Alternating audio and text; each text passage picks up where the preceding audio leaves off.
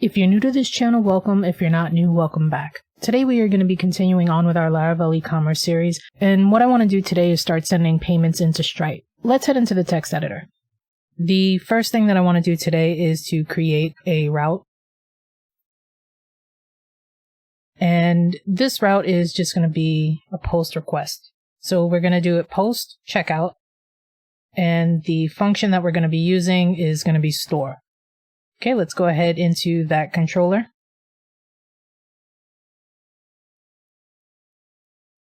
For now, all I want to do is just get something to display.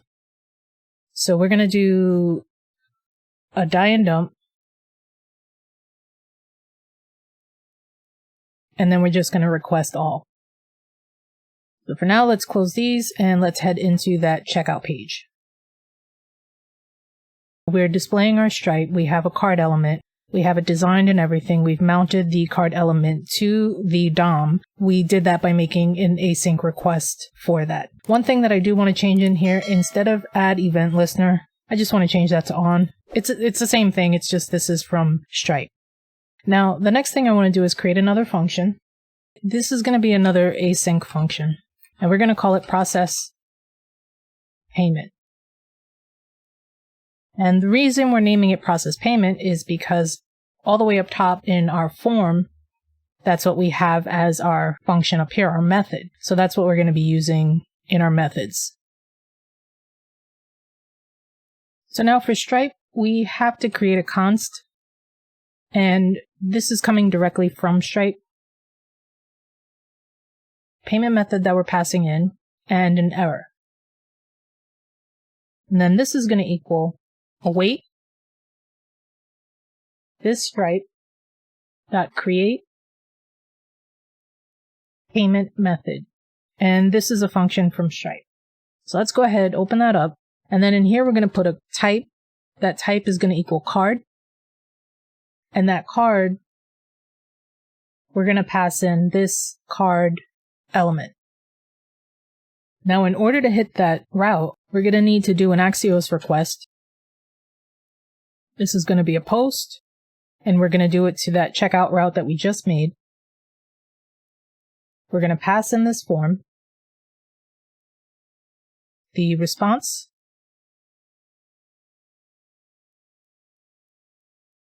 is going to equal, for now we'll just console log the response.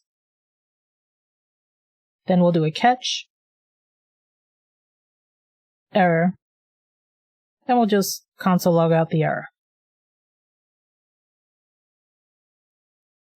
Let's try to hit that route and see what we get. I'm going to go ahead and put in a credit card number that it's a sort of default credit card that it will give a positive result, so it'll be a success rate. And this is in the Stripe documentation, which I'll show you later. Go ahead, pay now. And then I also want to open up the inspect tools to see what we get. And if we go to console, you see that we are getting the error from the console log. And if we go to network, let's click pay now again. Okay, you see that even though we're getting the payment method ID and the amount, we aren't actually sending anything to the back end just yet. So we are able to see the preview, so we are hitting that route. That request all is coming through. So let's go ahead and start filling in some of this information here. Right in this create payment method, under this card element, I want to create some billing details. And again, this is from the Stripe documentation. First thing we need is a name, and we're going to say this form name, email, this form email, and the address.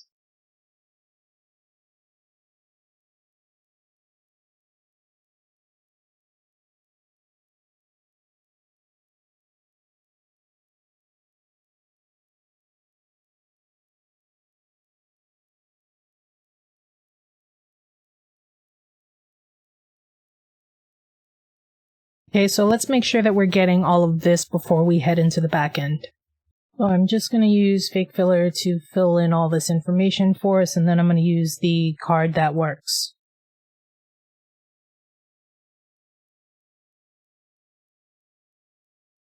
Our name, email, all that stuff is coming through. Fantastic. Now we need to head into the controller. In the store function, Stripe is going to need a try-catch. What I want to do here is I first want to create a variable. And this variable I'm just going to call user. Then we're going to say it equals new user because we haven't set up authentication yet. So right now we just want a new instance of the user model since it does have that billable on it.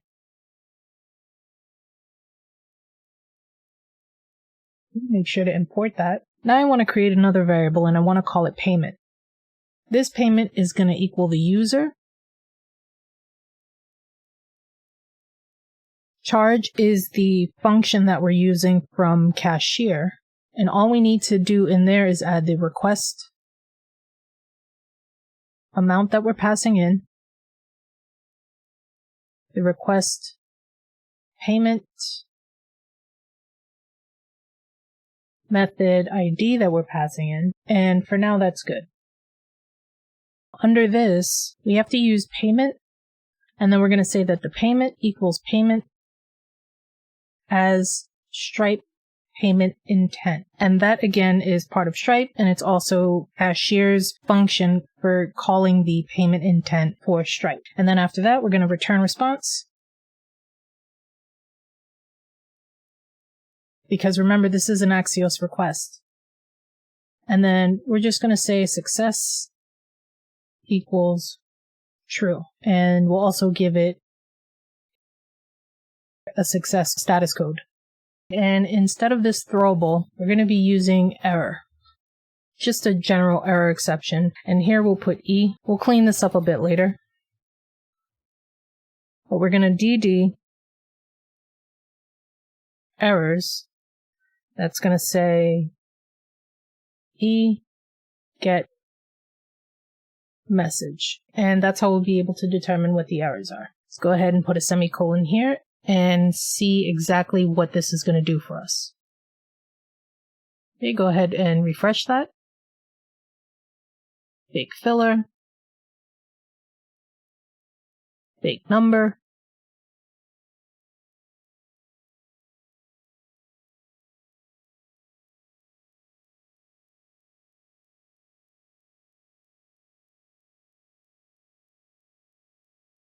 So now let's see, invalid integer is our error message. And that's because we need to do sealing for this because Stripe is very funny about its numbers.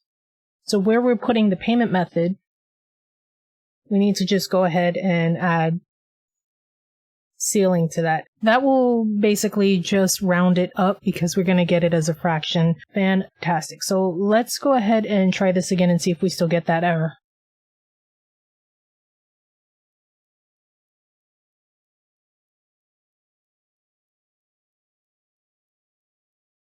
Okay, so it looks like it was successful. We got our success equals true. Now I want to check Stripe.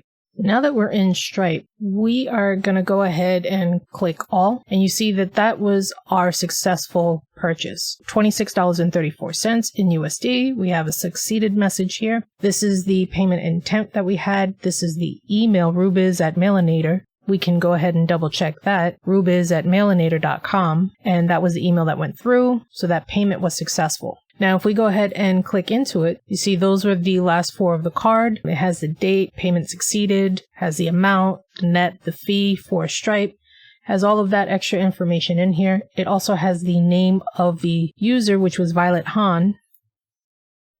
And that wasn't the name on the card, but that was the name of the account that we created. Well, we didn't actually create the account, but this is the name on the form that we put in. And then we have the address, the origin.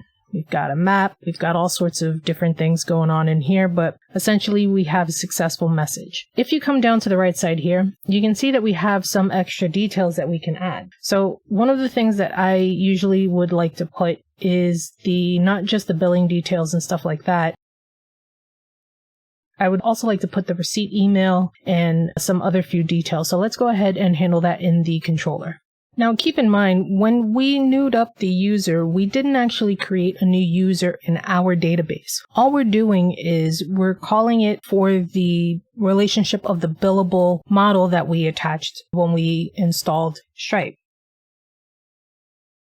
Okay, so this billable model is where we're getting all of this information from. So manages payment methods, manages customer invoices, stuff like that. That's what that billable model is doing for us, which is why we're able to new up the user without any errors of this user doesn't exist or whatever. We're not getting that from that because we were able to new up it here. So now let's go ahead. We have the request payment method ID. So right in here, I'm going to add a comma. Then I'm going to add some brackets. So in here, I want to put the receipt email. And that's going to equal the request email. I also want to add something called a statement descriptor, if I can spell it correctly. And all I want to say is Coder's shop. It'll be displayed in Stripe right around statement descriptor. Right now it says Stripe. So I want to put what our store is called, and that's what's going to be Coder's shop. Now, the other thing that I want to add on here is a small description. And all I want to say is you bought my swag. We must have some really fun stuff in this shop. The next thing I want is some metadata. And for this metadata, we're going to add a few things. One thing that I would like to do is create a confirmation number. And this is going to be when we set up our orders table and stuff like that. This is going to be in that table as well, so that the user has something to reference and we have something away from Stripe in our database without saving the user's credit card details in our database. We'll still have something like the confirmation number so that we can go and compare. If there's an issue, we have some sort of reference point without violating the user's privacy. Confirmation number. And then I want to add, I'm going to create a variable. We'll do that first up here.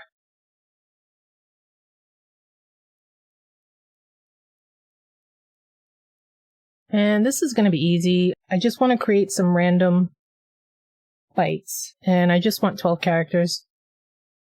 Now for this confirmation number down here, we can go ahead and put confirmation number. We'll also put cart items. For now, I'm just going to put it here and then I'm going to comment it out. We'll come back to this. And then I also want a total items count. And for that, we can use the cart variable, is the cart instance of default. There we can just put the count. Let's make sure to import this. Facade, let's make sure that's the right one. Cart facade. Okay, great. So now we can go ahead and add a comma there. Now for these cart items, I'm going to create a variable, but I'm going to put it outside of this try catch. And the cart items, it's going to be another reference to the cart. And it's the default cart. And we're going to do the content of that cart. But that content, we're going to map into a function item. And then in here, we'll return. We'll do it like this. Product code. Item. Options. Product code. Here we'll do the product name.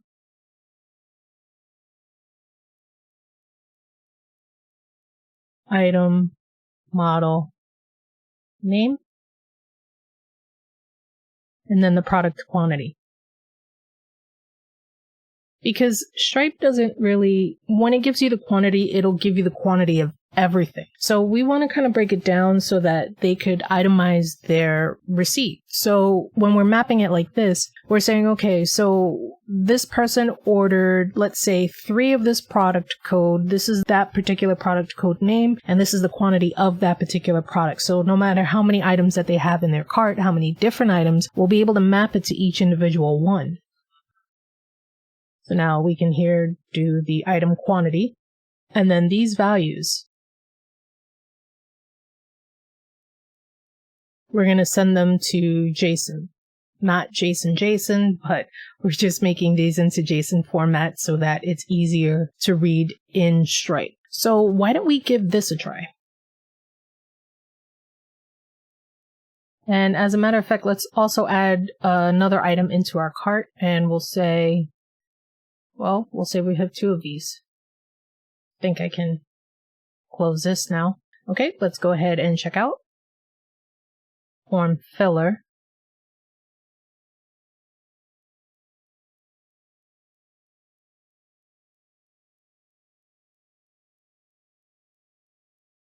Go ahead and pay.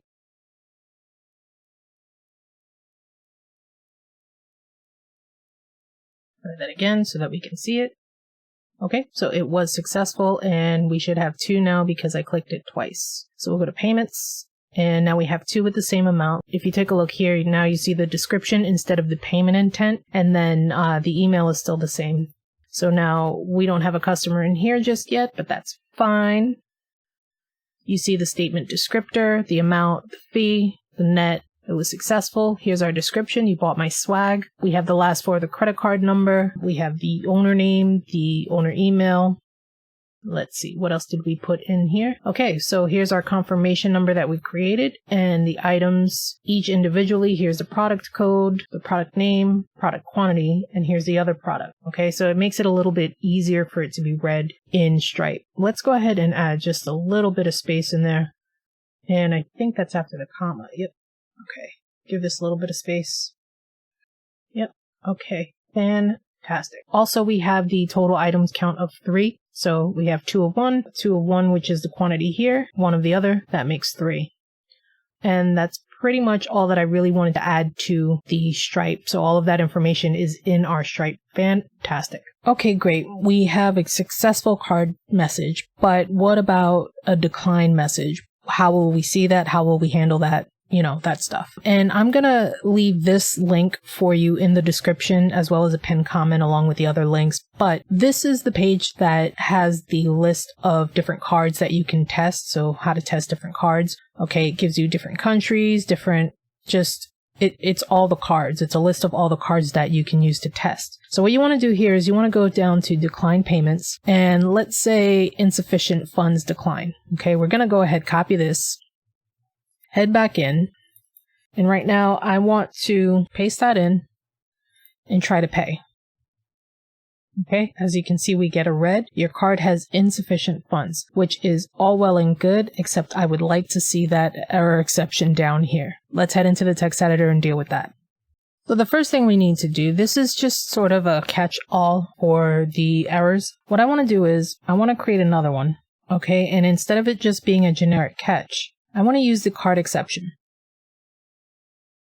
And this is coming directly from Stripe. It's one of Stripe's card exceptions. So down here, instead of dumping it, we can return the response.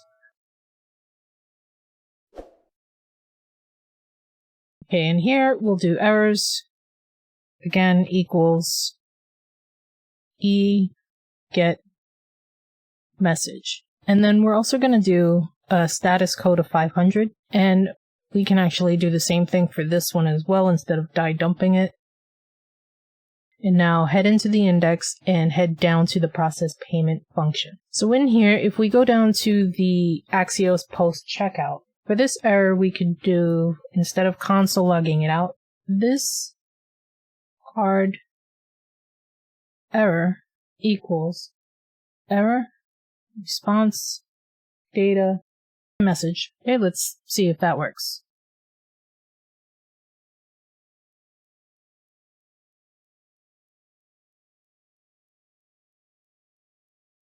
Okay, so invalid email address. Fantastic. Now it's not a great looking message, but we will deal with that later. I just wanted to get something to display because we also still need to add the error details up in this credit card area right here as well. So we will fix that.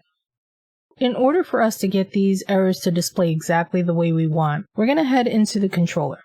And the first thing that I want to do is add some validation in here, because then the logic of what we're doing is if there's nothing filled out up top, then it doesn't matter what you put in the card because it'll just get that janky error. But what we want to happen is if there's nothing filled up top, that button gets clicked, then we want to display our errors saying this email is empty or whatever the errors are that come from Laravel. The name needs validation, email, all of those factors need validation before we even get to that card number. What I want to do is in this try catch, before we get to the confirmation number, before we get to anything else in here, I want to do this, validate.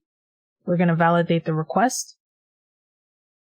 And then I'm just going to go ahead and paste in these variables just so you don't have to watch me type them out. Basically, we're just saying the email, name on card, password, address, city, state, zip code. They're all going to be required. The password is going to be sometimes because we're setting up our app so that a user can be a registered user or they can just be a one-off charge. So we're going to have sometimes as the requirement for the password. And then we're going to have the city, state, zip code, the min of 2, just the regular validation for it. Which means that now when we get the validation to the front end, it will have to validate before it gets to anything else. So that's where we'll get these errors in here. In the index page, let's go ahead and I'm going to comment this one out.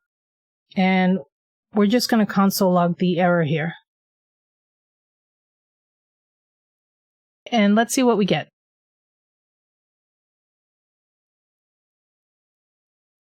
Okay, so if we go ahead and now we have disabled because nothing is filled out. And let's go ahead and fill things out. Okay, so we're getting our first error. Your card number is incomplete. Let's go ahead and put the insufficient funds in there. Okay, now we'll go ahead pay now. Okay, so now we have a different error. So this error is your card has insufficient funds, and that's the exception that we're getting from Stripe, which means that now this errors, we can go ahead and add that. And let's just make sure that we're getting that from here. You see the error right in here.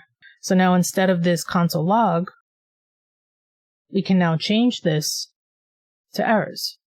Okay, so let's go ahead, refresh. Let's turn this back to the network tab. Go ahead, fill it in. Put in the wrong card.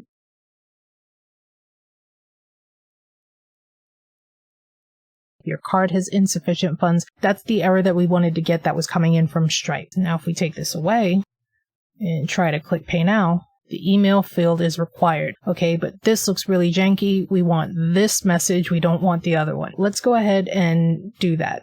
So now for this error, we need to have a conditional. So we're going to say if else. So if the error response status equals 422, that's a server status error from Laravel. Then we're going to say this errors equals error response data errors. And then here we're going to go ahead, put that in. And then for this else, we're going to say error response status equals 500. So it's saying if the status response is 500, then this card error, too many thises. If error response status equals 500, this card error, can get rid of this one. This card error equals error response.data.errors. And if it's not, then error response data message. So with this error message, the first one we're going to check is if the response status equals 422, then we're going to attribute the errors array that we have up here. We're going to push into that the errors that are coming from that 422 response. Okay, so let's give that a try first.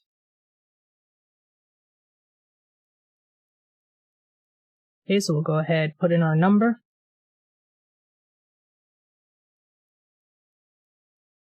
Okay, so all of these fields need to be filled in.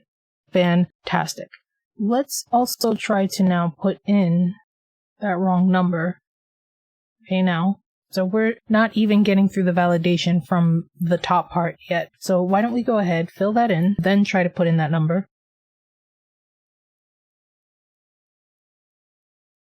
Your card has insufficient funds. So now we have all of our errors. But we do need to clear out these errors from up here. Here we can do this errors equals an empty array, and let's go ahead and try it again. Put in the fake number.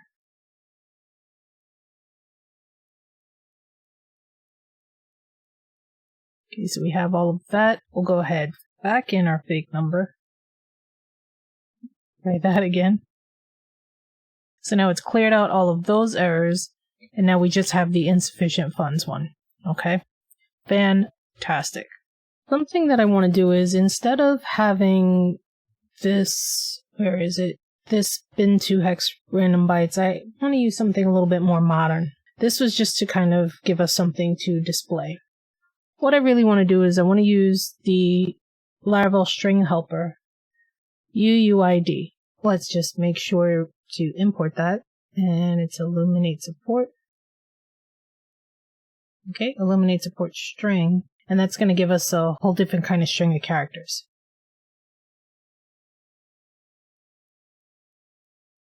Okay, we'll go ahead and fill it in.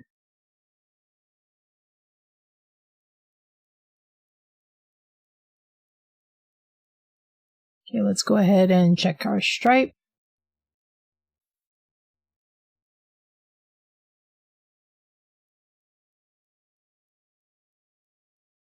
And now you see the confirmation number is the UUID, so it's got dashes in between the characters. We've got letters and we've got integers. Fantastic.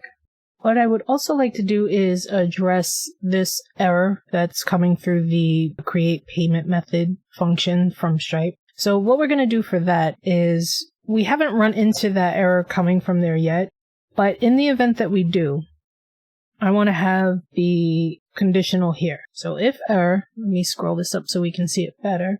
We're going to say if error param equals billing details name, we're going to say this card error equals the name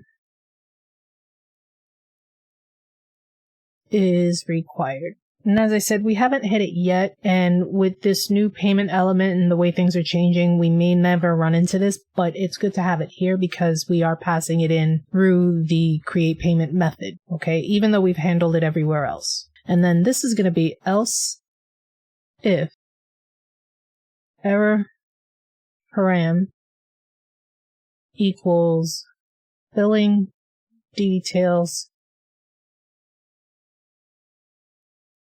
email, this card error equals the email is required. Okay, then under here we'll do else. And then we'll go ahead and let everything else pass through. We also have some loading states. We have a loading and a disabled that we need to add to this. Disabled, let's see, this is fine up here, the disabled. But once we get down to the processing payment, we need to do this loading equals true. This disabled equals true. Then for this error that we just added, we need to do this loading equals true. Then for our else, we're also going to do this loading equals false.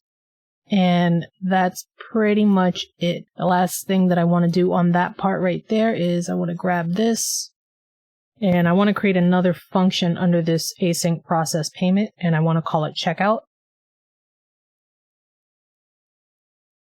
Then I want to paste that in. And the reason for that is in case we want to use it somewhere else, it just will make that function a little bit smaller and a little bit cleaner. Let's go ahead and add that to our process payment. And right under this form amount,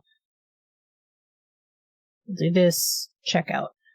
So let's check out our new states and make sure that that checkout function that we just pulled out is working. Okay, we're going to go ahead and try it again. Form filler. Try changing the name. Add the correct card.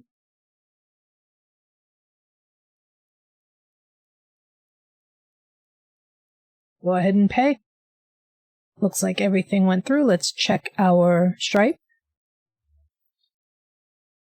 Okay, it looks like it was successful.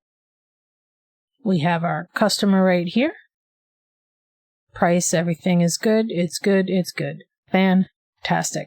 If you're enjoying the content, please go ahead and click that like button, as it really does help out the channel. I'm going to leave the links in the description, including a playlist, so that you can catch up on all of the videos in this Laravel e-commerce series. Thanks for watching. I'll see you next time.